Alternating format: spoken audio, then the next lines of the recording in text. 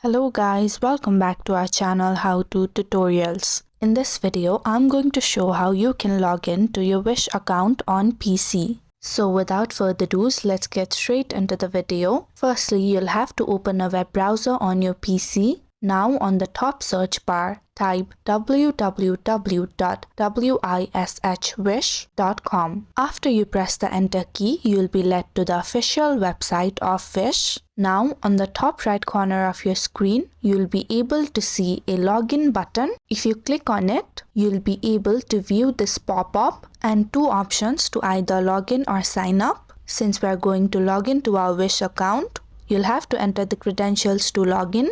Like firstly, either your phone number or your email, and secondly, your Wish account password.